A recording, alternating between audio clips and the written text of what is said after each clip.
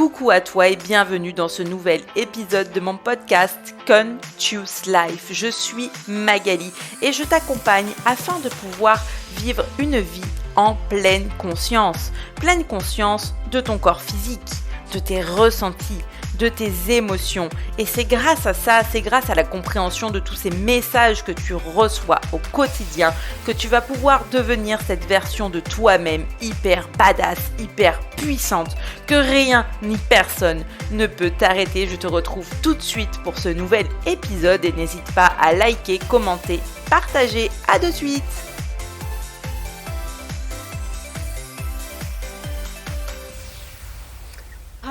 Tu as changé. Hello tout le monde et bienvenue sur le nouvel et 6e épisode de mon podcast Conscious Life ou l'art de vivre en conscience. En conscience de soi, de son corps, de ses émotions, mais aussi en conscience de ses propres changements et des triggers que tu peux déclencher chez les autres. Parce que oui, le fait que toi tu changes dans ton monde intérieur, même si la plupart du temps c'est quelque chose d'ultra positif, peut t'emmener en fait en quelque sorte sur des remarques parfois un peu négatives et tu te demandes peut-être pourquoi ou pourquoi le fait de changer justement t'a potentiellement éloigné de certaines personnes qui étaient proches, soit de la famille, des amis, bref, peu importe, tu as fait fuir des gens. La première chose qu'il faut savoir, et c'est un sujet qui est quand même ça ultra important, c'est que consciemment ou inconsciemment, on passe un peu notre vie à se fourrer dans des cases et dans des différentes cases. Si je te prends mon propre exemple, quand j'étais petite, j'étais souvent dans la case, timide, dans la case rêveuse, dans la case parle pas beaucoup et cetera et cetera. Aujourd'hui, je suis là à me faire des vidéos YouTube, tourner un podcast, être sur les réseaux sociaux, donc ça n'a en rien, conditionné celle que je suis aujourd'hui, même si pour en arriver là, il y a forcément eu un travail derrière sur le fait de me positionner, de tenir ma posture, de vouloir vraiment incarner le changement que je souhaite transmettre bien, à toutes les personnes qui rejoignent mes accompagnements ou aux personnes qui m'écoutent aussi, parce que tu peux déjà incarner le changement, ne serait-ce qu'en m'écoutant dans mes outils gratuits. Et c'est vrai qu'à partir du moment où tu changes, ça déstabilise les personnes qui en face. Alors ça, je l'avais surtout moi vécu et je vais te partager des expériences vécues parce que, potentiellement, c'est toujours plus parlant, que, une explication, tu vois? À l'époque où, j'étais entraîneur, donc j'ai passé 13 ans entraîneur au bord des bassins et tout et c'est vrai que c'est un travail qui m'a énormément animée. Je vais te cracher sur ce travail parce que ça fait partie de moi, et le fait d'avoir ce passif de coach, ça fait aussi partie de moi puisque tout l'aspect sportif et compétitif est en moi et c'est aussi en ça que j'ai une transmission qui aujourd'hui s'axe différemment et sort du côté très zen, du côté très plat de tout ce qu'on peut croire de la spiritualité parce que justement c'est ma griffe personnelle que le fait de pousser dans des retranchements, d'aller chercher l'excellence, d'aller chercher toujours plus, de pas se dire aujourd'hui je fais un pas, mais aujourd'hui je fais 2000 pas pour aller vers du mieux et pour me sentir mieux et parce que je le mérite, tu vois. Mais sauf que pendant des années, donc j'étais Mag, l'entraîneur, tout le monde se disait waouh, votre entraîneur, c'est génial, elle vit de sa passion. Ce n'est pas faux. Tu as choisi d'être entraîneur sans le faire par passion, on s'entend. Et au moment où j'ai commencé le Reiki, la com animale, quand je commençais à en parler autour de moi, les gens ils me regardaient un peu comme une bête bizarre en mode qu'est-ce qu'elle fait? Qu'est-ce que c'est que ça? Est-ce qu'elle est devenue folle? Est-ce qu'elle est entrée dans une secte? Alors que pas du tout. mais c'est juste que je sentais que j'avais un changement réellement positif qui œuvrait une réelle transformation où j'allais, moi, prendre expansion personnelle. Mais quand tu vis une expansion personnelle comme ça, il y a un moment donné où forcément bah, tu es confronté à faire du ménage, tu es confronté à des choix. Toi, moi je parle toujours en termes de vibration, tu vois, tu vas être sur une certaine vibration, une certaine résonance et les gens avec qui tu t'entends bien. Alors, si tu me regardes sur YouTube, tu verras mes mains, mais sinon, tu peux imaginer une ligne, tu vois, c'est comme si tu avais une ligne blanche et ben, sauf que d'un coup, tu n'es plus sur la ligne blanche parce que toi, tu augmentes. Tu vois, ton énergie change, ta vibration change, tu augmentes. Mais potentiellement, les gens avec qui tu étais à l'époque, eux restent là où ils étaient parce qu'ils sont pas encore sur ce chemin-là. Et c'est OK, tu vois. Sauf que malheureusement, ça veut dire qu'il y a un moment donné où quand tu es avec eux, eh ben, vous avez plus grand-chose en commun. Toi, peut-être que tu vas plus trop te sentir à ta place. Et parfois, ils vont pas comprendre ce qui t'arrive et ils vont plutôt te pointer du doigt en te disant que tu es devenu taré, que c'est n'importe quoi, alors qu'en fait, non, c'est juste l'évolution. Mais eux, qu'est-ce qui se passe? C'est pas forcément qu'ils deviennent mauvais. C'est pas forcément qu'ils veulent te pointer du doigt. C'est juste que tu es en train de déconstruire l'univers qu'ils avaient créé autour de toi. Et là, je te parle vraiment de personnes très, très, très proches. Tu es en train de déconstruire l'univers que eux avaient créé autour de toi. Parce que les gens créent des univers autour de nous et même nous, on crée enfin, toi, même toi, tu crées un univers autour de toi basé sur qui tu es, qui tu as envie d'être. Parfois, ça peut être basé sur les cases dans lesquelles on t'a mis et ça, par contre, c'est une autre thématique que je pense j'aborderai, mais où il faut se sortir de ça pour savoir qui on est. Mais quand on parle vraiment d'une personne qui, du coup, était dans une certaine vie, dans un certain schéma, qui faisait certaines choses et qui décide de voilà, complètement changer sa vie, tu vois, ça peut arriver dans le cas, imagine, quelqu'un qui est PDG d'une très grosse boîte, truc costard, machin, voilà, l'image typicale du PDG, et qui décide de tout plaquer et d'aller partir faire le tour du monde en sac à dos. Bah, t'as cette image-là. Lui, cette personne-là, ou elle, qu'est-ce qui se passe? Cette personne part vivre sa best life, part découvrir le monde, part prendre une expansion massive d'elle-même. Sauf que pour les personnes qui l'ont connue en tant que PDG, pour les personnes qui m'ont connue en tant que la coach au bord du bassin, dans le milieu compétitif, tu vois, tu déconstruis l'univers qu'ils ont construit autour de toi. Et là où c'est très difficile, c'est que quelque part, tu es en train de tuer cette personne qu'ils ont connue, tu les pousses à faire un deuil. Et là, s'il faut, en m'écoutant, tu es en train de te dire oh, elle utilise le mot deuil, mais normalement, c'est pour quelqu'un qui est mort. Je sais. La plupart du temps, on utilise le mot deuil pour une personne qui meurt. Si tu me connais, tu sais mon lien avec les animaux. Si tu me suis sur les réseaux, tu le sais. Si tu me connais pas, moi c'est Magali, je suis communicatrice animalière et maître enseignante Reiki. À la base, j'ai construit mon univers spirituel autour des animaux. Et volontairement, j'insiste sur le personne et pas sur les animaux parce que le deuil animalier est beaucoup trop minimisé et qu'encore une fois, parfois utiliser le mot deuil pour un animal, c'est péjoratif au même titre qu'utiliser le mot deuil de faire le deuil d'une personne qui n'est pas morte mais qui a juste changé, peut-être vu comme péjoratif, mais faire le deuil de soi-même, faire le deuil de son ancienne vie, faire le deuil d'un corps qui a changé quand tu deviens maman, ça, c'est important et ça existe. Ce sera aussi le thème d'autres sujets dans des vidéos, soit du podcast ou de mes vidéos YouTube. Donc, on en revient à nos moutons, tu déconstruis l'univers qu'ils ont construit autour de toi, tu es en train de tuer en fait cette personne qu'ils ont connue parce que tu n'es plus la même. Parce que tu le veuilles ou non, à partir du moment où ton monde intérieur change, ton monde extérieur aussi, et les changements se voient radicalement dans ton comportement. Moi, à l'époque, au bord du bassin, les dernières années, avant vraiment que je commence le Reiki, j'étais énormément sous pression. Je travaillais beaucoup. Je donnais tout pour la natation. Enfin, vraiment, pendant 13 ans, j'ai tout donné pour la natation. Je défie quiconque que j'ai connu au bord du bassin d'oser venir chez moi, devant ma porte, me regarder droit dans les yeux et me dire le contraire. Bon, je connais pas beaucoup qui oseront le faire. On se le dit, hein. Il y en a plein qui sont restés sur le dragon, de toute façon, ils auront peur. Mais c'est pas la question.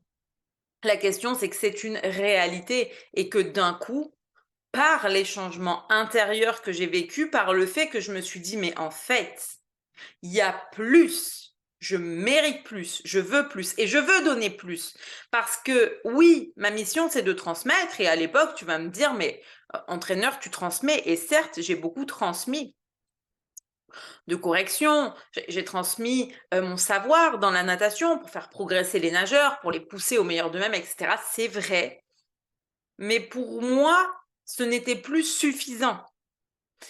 Parce qu'au-delà du sport, et c'est pour ça que j'en parle aussi dans mon podcast et que à chaque fois que j'ai invité quelqu'un, on a parlé des choses autour du sport parce que le sport est important. Le sport, c'est important qu'il fasse partie intégrante de la vie. C'est aussi important de faire les choses en conscience. Et tu vois, de pas pousser pour pousser. Et je trouvais que le fait de rester purement et simplement dans ce milieu-là ne me permettait pas de donner ce que je peux donner dans ce que je fais aujourd'hui pour apporter de réelles transformations intérieures et positives, en fait, aux gens. Et donc, à un moment donné, de prendre cette décision de dire, ben voilà, ça c'est terminé et moi, aujourd'hui, mes valeurs, c'est ça et c'est ça que je décide d'incarner, ben, j'ai fait s'écrouler l'univers intérieur de nombreuses personnes qu'ils avaient construit autour de moi. Moi, ça me dérangeait pas. Pour moi, c'était OK parce que bah, je me disais: «Écoute, s'ils sont pas prêts à m'accepter comme ça, soit, tant pis pour eux», tu vois? Mon chemin a avancé et j'avais déjà cette notion de: on vibre pas tous à la même fréquence et on peut pas accumuler plein de choses, qu'on peut pas accumuler plein de monde. Je donne souvent l'image tu prends une belle table remplie de plein de beaux verres en cristal à pied, ce que tu veux. Si tu en achètes et tu en rachètes et tu en rachètes, au bout d'un moment, ta table, elle est pleine, tu peux plus en mettre. Donc, ça sert à rien. Tu remplis ta cave de vieilles affaires, de vieilles affaires, de vieilles affaires, tu peux plus fermer la porte. Mais ces affaires-là, tu les regardes pas. Elles résonnent plus avec toi. Tu les regardes plus. Tu les utilises plus. Et c'est ce qui se passe dans les relations. Alors, là, on parlait d'utiliser, tu vois, c'est un peu fort comme mot, mais ce qui se passe dans ces relations-là, c'est que toi, en changeant, tu fais partir cette version de toi que eux aimaient profondément, à qui eux étaient profondément attachés. Et tu as certaines personnes qui vont continuer à suivre ton évolution et à se dire waouh, en fait, ce qu'elle fait, c'est génial. En fait, j'adore son changement, j'adore la nouvelle personne et elle m'inspire trop, tu vois. Et certaines personnes autour de toi décident d'entreprendre un chemin, et c'est clairement ce qui s'est passé autour de moi avec des membres vraiment très très proches de ma famille. Et où même aujourd'hui, tu vois, quand j'y pense, je reste un peu scotchée en mode waouh, elles ont entrepris le chemin et genre, tu vois, je ne l'ai pas vu venir, quoi, c'est ouf. Et puis après, tu as les autres personnes, celles qui n'étaient pas prêtes, celles avec qui ça résonne plus et avec qui, bah, à l'instant T, il n'y a plus de contact, plus de relation. Ça ne veut pas dire que tu dois pointer du doigt, ressentir de l'amertume ou leur en vouloir. C'est juste qu'elles ne sont pas prêtes à accueillir cette version de toi et c'est juste que cette version de toi, bah, c'est trop pour elles. Mais tout est juste et c'est important que tu aies conscience de ça, que tu aies conscience que le changement intérieur, c'est quelque chose de relativement positif, mais il y a certaines personnes très proches qui sont très accrochées à celle que tu étais. Tu as certaines personnes qui vivent très très mal les changements. Sortir de sa zone de confort ou zone de sécurité, comment tu veux appeler ça, ça n'a pas d'importance. à le faire pour elle-même, c'est terrible. Et quand elle voit quelqu'un de proche le faire et devenir genre, waouh, c'est pas qu'elles peuvent pas se réjouir, c'est que en elles, tu viens faire sortir cette peur en fait qui est là. Et c'est pour ça que c'est important, si tu vis une situation comme ça, de pas pointer du doigt et de pas dire ah bah voilà, moi j'ai entrepris ce chemin, un tel m'a laissé tomber, aujourd'hui elle parle mal de moi, elle me juge et tout. Alors peut-être, mais c'est pas grave. Ne te laisse pas impacter par ça. Parce que potentiellement, ce problème de comportement qu'elle est en train de développer, c'est de la peur, c'est de la tristesse. C'est parce que elle est obligée de faire le deuil de la personne qu'elle a connue et que c'est ultra difficile, puisqu'une fois de plus, le deuil dans notre société est mis en place pour une personne qui décède. Pour le reste, on vient pas de parler de deuil alors que pourtant oui. Pour un animal, faut être couillu si tu as envie de dire que le deuil de son animal, il te fait de la peine. Sans déconner, c'est grave. C'est grave. Et oui, je vais faire des vidéos là-dessus parce que c'est important. J'ai déjà fait des lives et je vais continuer. Je vais continuer parce que ça fait partie des choses que j'ai à transmettre. Mais quand, du coup, toi, tu te transformes, toi, tu prends une expansion, toi, tu deviens cette version puissante, lumineuse, inarrêtable, il y a des gens à qui tu vas faire hyper peur.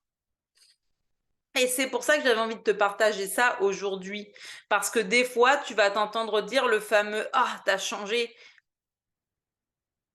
qui, au demeurant, paraît péjoratif quand on te le balance. Mais pourtant, ton changement est positif. Mais garde à l'esprit de rester bienveillant, compatissant.